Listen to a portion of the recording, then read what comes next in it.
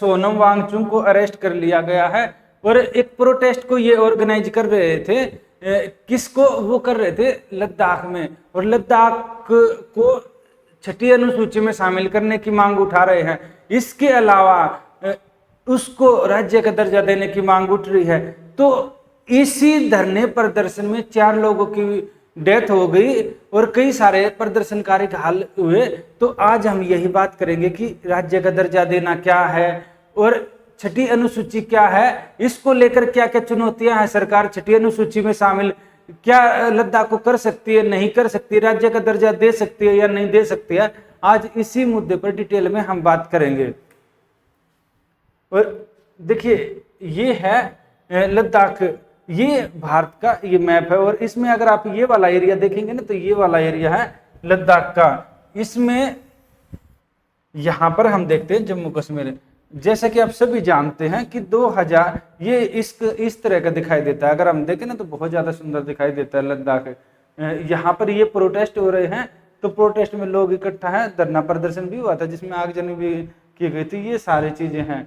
यहाँ पर 2019 में क्या हुआ था, एक आर्टिकल है संविधान का, आर्टिकल 370। उसमें क्या किया, उस आर्टिकल के 3 प्रावधान थे, 2 हटा दिए और उन दोनों को हटाकर क्या किया, 2019 में जो जम्मू कश्मीर है ना, जम्मू कश्मीर को 2 भागों में बांट दिया। उससे पहले ऐसे 2 भागों में नहीं था जम्मू कश्मीर। एक उसमें बना दिया जम्मू कश्मीर, दूसरा बना दिया ये वाला एरिया अलग से, इसको बोला गया लद्दाख। और दोनों को पहले राज्य था, राज्य से अभी इन दोनों को बना दिया केंद्र शासित प्रदेश। और जब से ये बनाया गया तभी से ये मांग उठनी शुरू हो गई थी। यहाँ पर क्या रहता है ना, 2019 में इसके बाद से शुरुआत में क्या हो रहे थे, धरना प्रदर्शन शांतिपूर्वक था। अभी कुछ समय पहले, 3-4 दिन पहले ये प्रोटेस्ट काफी वायलेंस हो गया। इसमें ना कुछ मांगे उठा रहे हैं। और क्या मांगे हैं, सबसे पहले उन मांगों से समझने से पहले उन मांगों का जो कोर इशू है वो समझ लेते हैं। वो क्या है, उन मांगों में छठी अनुसूची में शामिल करने की बात की जा रही है, राज्य का दर्जा। तो देखिए, अगर किसी भी स्टेट को छठी अनुसूची में शामिल किया जाता है तो उसके लिए संविधान में कुछ प्रावधान है और छठी अनुसूची को लेकर कुछ आर्टिकल है। जैसे आर्टिकल 244 और 275 ये बोलता है special administration for tribal area in 4 north eastern state, यानी कि जो उत्तर पूर्व के है ना, जब हम इंडिया का मैप देखते हैं तो ये उत्तर भारत का ऐसे देखते हैं ना मैप, तो यहाँ पर जो उत्तर पूर्व के जो 4 स्टेट है ना, जो 4 जो राज्य हैं ये, तो इनके लिए है। इसमें कौन है, असम है, मेघालय है, त्रिपुरा है और मिजोरम है। इन 4 के लिए है और इन 4 को सुरक्षा के प्रावधान किए गए थे क्योंकि यहाँ पर ट्राइबल पॉपुलेशन अच्छी खासी। और ये कब किया गया था, एक बारदोली कमेटी बनी थी। आपने इसको जब आपने हिस्ट्री पढ़ा होगा तो उस समय बारदोली मूवमेंट भी पढ़ा था। तो ऐसे ही करके हम देखते हैं बारदोलाई कमेटी, वो अलग है मूवमेंट और ये अलग है। तो बारदोलाई कमेटी बनी थी। तो उस बारदोलाई कमेटी ने क्या किया था, उसने address the unique need for specific tribal region with distinct culture and administrative requirement. और ये क्या है, उसी के रिकमेंडेशन के आधार पर यहाँ नॉर्थ ईस्ट के जो 4 राज्य हैं इनको छठी अनुसूची का में शामिल किया गया है। संविधान की छठी अनुसूची में यह है कि यहाँ पर अलग से काउंसिल बनाई जाएगी। यानी राज्य में जैसे होता है ना पंचायती राज सिस्टम होता है, कुछ इस तरह का, पर उनको पावर ज्यादा होगी। तो जो ये काउंसिल बनाई गई हैं इनको बोलते हैं ऑटोनोमस डिस्ट्रिक्ट काउंसिल। ये डिस्ट्रिक्ट लेवल पर काम करती है। जैसे हम देखते हैं ना, एक तो सेंट्रल गवर्नमेंट है, एक स्टेट गवर्नमेंट है, ये डिस्ट्रिक्ट लेवल पर काम करते हैं। ये तीसरे वाला लेवल है, इससे नीचे का लेवल स्टेट से। तो ये जो ऑटोनोमस है ना, ये state govern can create elected ADCs with significant local power. यानी इनको जो राज्य सरकार है वो स्थानीय पावर काफी मात्रा में देती है। बोलते हैं ना, जिला पंचायत से ज्यादा इनको पावर मिलती है, ताकि लोगों का यहाँ पर प्रतिनिधित्व हो सके। क्योंकि जरूरी थोड़ी ना कि पूरे राज्य में इस तरह की जनसंख्या हो, जनजाति है, जहाँ नहीं होगी पता लगा उस वाले लोग स्टेट गवर्नमेंट में ज्यादा आए हुए हैं। तो ये ताकि डिस्ट्रिक्ट लेवल पर इस तरह का अच्छे से एडमिनिस्ट्रेशन हो सके, इसलिए बनाई गई थी। इसके अलावा है इसको कुछ अथॉरिटी दी गई है कानून बनाने की, जैसे शादियों के ऊपर होता है, डिस्ट्रिक्ट लेवल पर भूमि के प्रबंधन को लेकर, इसके अलावा वनों को लेकर, जल प्रबंधन को लेकर उत्तराधिकार के नियम बना सकती है कि एक पीढ़ी से किस पीढ़ी में उत्तराधिकार का ट्रांसफर किया जाए संपत्ति का, मैरिज को लेकर, सामाजिक कस्टम को लेकर, सामाजिक रीति रिवाज को लेकर ये स्थानीय स्तर पर कानून बना सकती हैं। इनको पैसे का भी कंट्रोल होता है, इनको एसेस होता है, ये रिवेन्यू कलेक्ट करते हैं, टैक्स वगैरह लगा सकते हैं, लोकल टैक्स होता है, और इनको पंचायतों से काफी ज्यादा इनको वित्तीय स्वायत्ता मिलती है, पैसे के मामलों में इनको पावर ज्यादा मिलती है। इसके अलावा कुछ इनको न्यायिक पावर भी मिलती है, न्यायपालिका की भी। ये क्या करते हैं, ये स्टेबलाइज कर सकते हैं विलेज काउंसिल और court to settle legal dispute involving tribal member, जिसमें ट्राइबल मेंबर होंगे उन मेंबर को शामिल करके जो कानूनी जो है लीगल डिस्प्यूट है, कानूनी जो विवाद है उनको सुलझाने के लिए कोर्ट बना सकते हैं। प्रिजर्विंग ट्रेडिशन जस्टिस सिस्टम, ताकि जनजातीय जो न्याय है यानी जनजातीय जो कस्टम रीति रिवाज के हिसाब से न्याय हो सके, ये है इसकी मांग की जा रही है सारे के सारे। एक तो ये 6 शेड्यूल की मांग की जा रही है, इसके अलावा राज्य के दर्जे की मांग की जा रही है। और क्योंकि यहाँ पर ये देखते हैं, हम देखते हैं कि 97% आबादी को कौन सी है, ट्राइबल है, जनजातीय है। और इसमें देखते हैं तो ये है द्रोकपा है, चंगपा है, बाल्ती है, इसके अलावा बोहटी है। ये जनजातियां यहाँ पर रहती हैं लद्दाख में। क्या हुआ ना, यहाँ पर जब से आर्टिकल 370 के जो प्रोविजन हटाए गए हैं 2019 से, जब से यूनियन टेरिटरी बना है यानी केंद्र शासित प्रदेश बना है, तब से लोगों के अंदर एक डर पैदा हो गया है। और डर क्या पैदा हो गया है, ये हो गया कि बाहर के लोग यहाँ आ रहे हैं और ज्यादा आएंगे और वो क्या करेंगे, यहाँ के निवासियों को हटा देंगे। इसके अलावा ये भी है कि रोजगार से लेकर बाकी चीजों का एक कंसर्न है, इसलिए एक तो 6ठी अनुसूची की बात की जा रही है। इसके अलावा राज्य के दर्जे की मांग उठ रही है। साथ में हम देखते हैं यहाँ का क्या है ना, जो इकोसिस्टम है ये काफी ज्यादा फ्रेजाइल है। फ्रेजाइल क्योंकि यहाँ पर हम देखते हैं यहाँ बहुत ज्यादा ऊंचाई पर है, इसमें शुष्क मरुस्थल बोला जाता है इसको। देश का सबसे ज्यादा शुष्क मरुस्थल यही है, अगर बेसिक आपको फैक्ट के बारे में बात करें तो। इसके अलावा यहाँ ग्लेशियर है, बायोडाइवर्सिटी है। इसके अलावा हम देखते हैं कि जो इंफ्रास्ट्रक्चर डेवलपमेंट है, इससे यहाँ पर टूरिज्म बढ़ रहा है और इससे ना जो इस तरह का जो इन्वायरमेंट है उसके ऊपर ज्यादा प्रेशर पड़ रहा है। यानी पहले जो पहाड़ है और इन चीजों के ऊपर ज्यादा प्रेशर पड़ रहा है। बोला जा रहा है कि अगर संविधान में इस तरह के जैसे 6 अनुसूची में नहीं शामिल किया गया और नॉन डोमिसाइल वाले व्यक्ति यहाँ पर जो भूमि है ये फ्रीली परचेज कर सकते हैं, इससे क्या रहेगा ना, इससे जो प्राकृतिक पर्यावरण है ये खत्म हो जाएगा और इससे डिस्प्लेसमेंट ऑफ इंडिजिनस कम्युनिटी, जो इंडिजिनस जो यहाँ की जो मूल आबादी है उसका वो अल्पसंख्यक हो जाएगी। ये करके बातें उठ रही हैं यहाँ पर। इसके अलावा एम्प्लॉयमेंट का भी इशू है, जॉब सिक्योरिटी के लिए भी इशू चल रहा है कि ये है मैनी लद्दाखी, जो काफी ज्यादा लद्दाखी, इनको लगता है कि जो बाहर वाले लोग हैं ये क्या करेंगे, ये आकर इनकी नौकरियां छीन लेंगे। और लोकल कम्युनिटी है इससे काफी ज्यादा चिंतित है।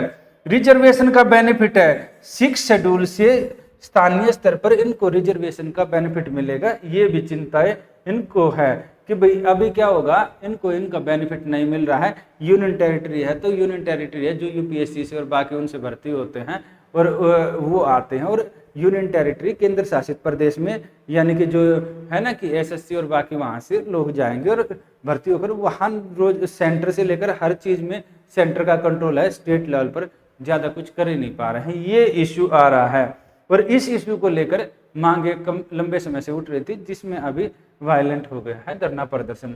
अभी अगर हम करंट स्टेटस देखें तो ये केंद्र शासित प्रदेश है, इसके पास यहाँ पर एग्जिस्टिंग लद्दाख ऑटोनोमस हिल डेवलपमेंट काउंसिल, ये अभी है लद्दाख ऑटोनोमस हिल डेवलपमेंट काउंसिल अभी बना रखी है, इसके पास है लेह और कारगिल में है, इसके पास रिस्ट्रिक्टेड पावर है और सेल्फ गवर्नेंस का काम करती है। याद रखना यहाँ पर जम्मू कश्मीर में दिल्ली की तरह विधानसभा है, यहाँ पर विधानसभा नहीं है। यहाँ पर जो काम करते हैं ये करते हैं लद्दाख ऑटोनोमस हिल डेवलपमेंट काउंसिल, ये बोल रहे हैं, इसलिए यहाँ पर काफी ज्यादा मांगे उठ रही हैं।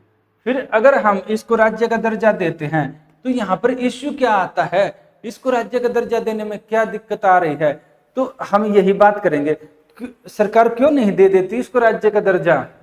देखिए इसमें ना कुछ चैलेंज है, जैसे अगर हम देखते हैं ना, ये मैप देखना, यहाँ पर ऐसा नहीं है कि कोई बीच का राज्य है, ये राज्य लद्दाख है, लद्दाख भारत के काफी उत्तर में है, यहाँ पर चीन की सीमा लगती है। और यहाँ पर हम देख चुके पहले भी ना गलवान इंसिडेंस हो चुका है, इधर हम देखते हैं अफगानिस्तान है, अफगानिस्तान की सीमाएं लगती है, इधर अगर हम देखें तो उत्तर में यहाँ पर पाकिस्तान की भी लगती है, तो अफगानिस्तान की हम मानेंगे लगती है। अब जो रियलिटी में है वो मैप हल्का सा अलग हो रखा है, क्योंकि कुछ एरिया को पड़ोसियों ने कब्जा रखा है, कभी ना कभी उसको वापस ले लेंगे, उसके लिए चिंता करने की जरूरत नहीं है, तो यहाँ पर लगती है। तो इससे क्या रहता है ना, नेशनल सिक्योरिटी का कंसर्न होता है और राष्ट्रीय सुरक्षा का, क्योंकि चाइना और पाकिस्तान के साथ लद्दाख की जो रणनीतिक सीमाएं लगती हैं, तो अगर इसको यूनियन टेरिटरी का दर्जा दे दिया, यूनियन टेरिटरी की बजाय यहाँ पर राज्य का दर्जा दे दिया गया, तो जो काफी ज्यादा मिलिट्री को लेकर इश्यू आ जाएगा विदाउट लेजिस्लेशन में, यहाँ पर जैसे कभी डिप्लॉय की जाती है मिलिट्री, और इसके अलावा जो प्रशासन है, प्रशासन के भी कई सारे चैलेंज हो जाएंगे, क्योंकि हर चीज के लिए लोकल प्रशासन से वहां सहयोग लेना पड़ेगा, ये इस तरह के इश्यू आएंगे। इसके अलावा हमने पहलगाम से लेकर बाकी इंसिडेंट्स देखे हैं, उसमें LAC है, याद रखना LAC का मतलब होता है जो चाइना से लगने वाली सीमा, LOC का मतलब होता है पाकिस्तान से लगने वाली सीमा, LOC line of control Pakistan की सीमा, और LAC line of actual control China के साथ लगने वाली सीमा। इसमें पहलगाम हम टेंशन देख चुके हैं, क्योंकि यहाँ सिक्योरिटी का कंसेंट आ जाता है। इसके अलावा है कि अगर ये इस तरह इनको अगर यहाँ पर अगर राज्य का दर्जा दे दिया गया, तो फिर 370 हटाने का, जो कि सुरक्षा की वजह से हटाया, उसके कुछ प्रोविजन हटाए गए थे, उसका कोई मीनिंग नहीं रहेगा, मीनिंगलेस हो जाएगा। इसके अलावा अगर हम देखते हैं ना, जो जनसंख्या भी लद्दाख की बहुत ज्यादा नहीं है, 3 लाख के आसपास आबादी है, 3 लाख की आबादी है, उसको राज्य का दर्जा देना मतलब थोड़ा सा अलग सा हो जाता है। लैक ऑफ रेवेन्यू, अगर राज्य का दर्जा दे दिया गया तो टैक्स, क्योंकि ज्यादातर एरिया पहाड़ी एरिया है, और पहाड़ी एरिया में इस तरह के नए नए संसाधन ऐसे डेवलप हुए नहीं है, तो वहां पर इश्यू क्या आएगा, टैक्स कलेक्शन का। वो टैक्स कलेक्शन राज्य का दर्जा देने के बाद टैक्स कलेक्शन उस लेवल तक हो ही नहीं पाएगा, तो राज्य में रोजगारों का कैसे सर्जन होगा, पता लगा। फिर भी उसके बाद भी क्या रहा, सेंट्रल गवर्नमेंट के ऊपर निर्भरता बनी रहेगी। अगला फाइनेंशियल कंस्ट्रेन, इसके अलावा जैसे नया हाई कोर्ट बनाना पड़ेगा, जुडिशरी बनानी पड़ेगी, इसके अलावा वहाँ की विधानसभा बनानी पड़ेगी, यानी पूरा का पूरा इंफ्रास्ट्रक्चर तैयार करना पड़ेगा, उसके लिए भी अच्छा खासा खर्चा आने वाला है। जहाँ पर पहले रिवेन्यू के सोर्स कम है, वहाँ पर इतना ओवरबर्डन कैरी करना क्या जस्टिफाई होगा, ये काफी बड़ा सरकार के सामने क्वेश्चन हो जाता है। गवर्नेंस कैपेबिलिटी, कि अभी कम लोग हैं और अभी क्या जितनी मात्रा में एक स्टेट में होता है ना कि प्रशासन उस मात्रा में कैपेबल सक्षम हो पाएगा या नहीं, ये भी अभी फिलहाल के लिए है, हम इस पर क्वेश्चन मार्क नहीं लगाते हैं। इंटर डिस्ट्रिक्ट फंक्शनलिज्म, यहाँ पर क्या रहेगा ना, जैसे बुद्ध जो हल्ली एरिया है यहाँ पर बौद्ध बहुल है, बौद्ध आबादी काफी ज्यादा है। इसके अलावा जो डिस्ट्रिक्ट है कारगिल डिस्ट्रिक्ट है, यहाँ पर है मुस्लिम आबादी मेजोरिटी में, तो थोड़ा सा ये है, ये बोलते हैं कि भाई 2 डिस्ट्रिक्ट हैं तो 2 अलग अलग आबादी हैं, तो उसके लिए भी हल्का सा प्रशासन के लिए चैलेंज हो सकता है, पर ये कोई बड़ी बात नहीं है। इंडिया के बाकी स्टेट में भी इस तरह की पॉपुलेशन है, तो उसको आराम से टैकल किया जा सकता है। पर जो सबसे मेन कंसर्न है ना, ये है पॉपुलेशन और रिवेन्यू सोर्स, और इसके अलावा सिक्योरिटी वाले। अगर हम देखते हैं ये वही है कि maintaining central authority, central government, इसके लिए क्योंकि फिर ये मीनिंगलेस हो जाएगा अगर वो रहता है। अभी क्या है ना, अभी सोनम वांग जो है, ये वांगचुक है ना, सोनम वांगचुक, इसने रिजेक्ट कर दिया है सेंट्रल गवर्नमेंट के साथ, क्योंकि सेंट्रल गवर्नमेंट कई सारी अभी वार्ताएं कर रही थी, तो उन्होंने उससे बात करने से उन्होंने मना कर दिया था। तो ये भी एक इशू था कि अगर बातें नहीं होंगी तो आगे का समाधान क्या होगा और उसकी तरफ कैसे बढ़ा जा सकता है। अगला है hurdle of granting 6th schedule status. 6th schedule देने में क्या क्या इश्यूज हैं। 6th शेड्यूल का दर्जा देने में कुछ अलग से भी इश्यू है, क्योंकि कॉन्स्टिट्यूशनल अमेंडमेंट करना होगा, संविधान में बदलाव करना होगा। ये जो 6th शेड्यूल है ना, ये सिर्फ नॉर्थ ईस्ट के एरिया को लेकर है, क्योंकि वहाँ की विशेष परिस्थितियां हैं और विशेष जनजातीय समुदाय रहता है, तो उसके लिए ही बनाई गई थी 6th शेड्यूल। तो अगर वहाँ बाकी को शामिल करना होगा तो यहाँ पर संविधान में बदलाव करना होगा, जो कि एक जटिल प्रक्रिया है। अगला ओरिजिनल इंटेंट क्या रहता, ये वही है कि नॉर्थ ईस्ट के लिए बनाई गई थी, बाकी राज्यों के लिए नहीं। पॉलिटिकल रिस्ट्रेन में रहेगा कि बॉर्डर है, इस तरह की मांग होगी ना तो बाकी राज्यों में भी इस तरह की मांग और फैलनी शुरू हो जाएगी। कमेटी ने रेकमेंड किया था यहाँ पर। इसके अलावा रहेगा हमारा कि ये जो स्टेट की मांग है ना, इसको फुलफिल कैसे किया जाए, और इसके अलावा जो 6ठी अनुसूची का है जो इशू है उसको कैसे सोल्व किया जाए, हम वही बात करेंगे। यहाँ पर हो क्या सकता है सोल्यूशन क्या होता है ना, without action Ladakh risk losing distinct character of uncheck development and cultural erosion. अगर कदम नहीं उठाए गए तो ये संभावना बनती है कि लद्दाख जो अपना विशेष जो संस्कृति बनाए रखता है, और इसके अलावा जो विकास है, अनचेक डेवलपमेंट, यानी कि विकास के नाम पर आपने देखा ना उत्तराखंड में कैसे तबाही मची है। इसके अलावा आपने हिमाचल में भी देखा, लोग क्या करते हैं ना, नदियों के किनारे कहीं भी जाकर जो बिल्डर होते हैं वो बनाना शुरू कर देते। तो अनचेक डेवलपमेंट होगा तो उससे क्या रहेगा, उससे बिल्कुल इन्वायरमेंट को डेंजर होने का खतरा है। इसके अलावा संस्कृति को भी, the regions predominantly tribal population deserve same constitutional protection afforded. ये क्या रहता है, जो राज्य है, राज्य की जो ज्यादातर आबादी हमने देखा ना 97% आबादी कैसी है, ये ट्राइबल पॉपुलेशन है। और जो ट्राइबल पॉपुलेशन 97% आबादी है, ये इतनी ज्यादा आबादी है तो नो डाउट हमें अगर 6ठी अनुसूची का नहीं उसमें शामिल कर सकते तो उसी तरह का बाकी प्रोविजन यहाँ पर किया जा सकता है।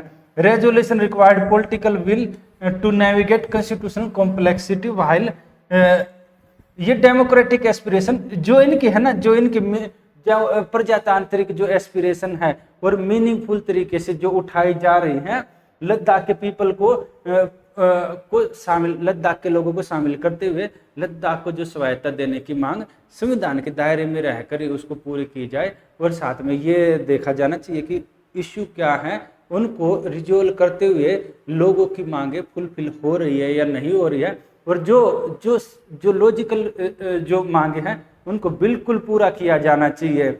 और जहाँ पर इशू है वहाँ चैलेंज को सरकार को बताना चाहिए कि भाई यहाँ इशू आ रहे हैं, लोगों को समझाकर आगे बढ़ना चाहिए, यानी कि लोगों को साथ लेकर ही आगे बढ़ने का रहेगा। यही एक तरीका है इसका समाधान निकालने का। आज के लिए इतना ही। ये ना पीटी मेंस के लिए काफ़ी ज़्यादा इंपॉर्टेंट टॉपिक है, यहाँ से क्वेश्चन काफ़ी आ सकते हैं। फिर मिलते हैं नेक्स्ट वीडियो नेक्स्ट टॉपिक में।